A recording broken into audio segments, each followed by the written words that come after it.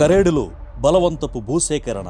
ఇండోసోల్ కంపెనీకి 8,348 ఎకరాలు కట్టబెట్టే కుట్ర. సెంటు భూమి కూడా ఇవ్వబోమంటున్న రైతులు. ఈ నెల 14న కరేడు గ్రామస్తుల తరపున భారత చైతన్య యువజన పార్టీ పోరాటం. ఆంధ్రప్రదేశ్ మ్యాప్ నుంచి ఒక గ్రామాన్ని చెరిపేసే కుట్ర ఇది. ఏడాదికి 3 పంటలు పండే భూములను ప్రైవేట్ కబంధ హస్తాలకు అప్పగించే కుతంత్రం ఇది. మత్స్యకారులు, సన్నకారు రైతులు, గిరిజనులు, దళితులు వ్యవసాయం, పాడి, చేపల వేట మీదే ఆధారపడి బ్రతుకుతున్న వారి జీవితాలను గంగలో కలిపే ప్రయత్నం ఇది.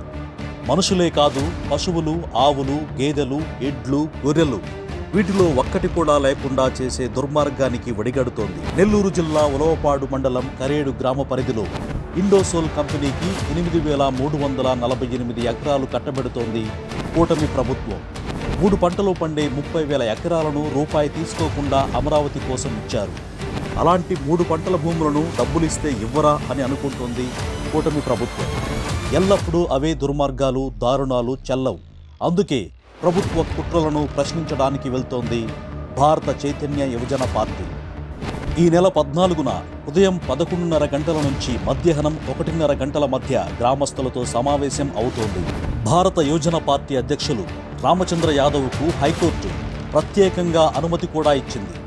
జగన్ ప్రభుత్వం ఉన్నప్పుడు ఈ ప్రాంతానికి దూరంగా రామాయపట్నానికి దగ్గరగా ఇండోసోల్ కంపెనీకి సోలార్ పవర్ ప్లాంట్ పెట్టేందుకు 5,000 ఎకరాలు కేటాయించింది.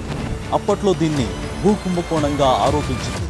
తమ ప్రభుత్వం వచ్చాక భూసేకరణను ఆపేస్తామని హామీ ఇచ్చింది. అనుకున్నట్టే ఆ 5,000 ఎకరాల భూసేకరణను రద్దు చేసింది.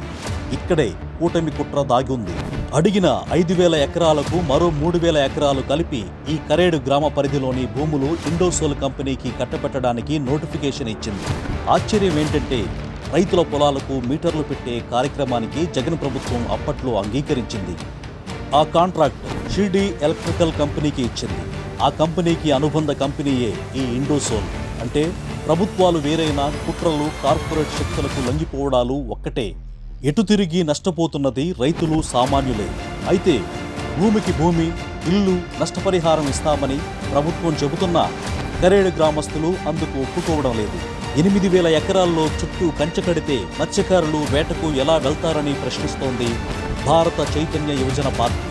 ముఖ్యంగా ఏ బతుకు తెరువు లేని రైతు కూలీల పరిస్థితి ఏంటని నిలదీస్తోంది భారత చైతన్య యువజన పార్టీ. పోనీ ఇక్కడ పెట్టే కంపెనీలో స్థానికులకు ఉద్యోగాలు ఇస్తారా అంటే అదీ లేదు.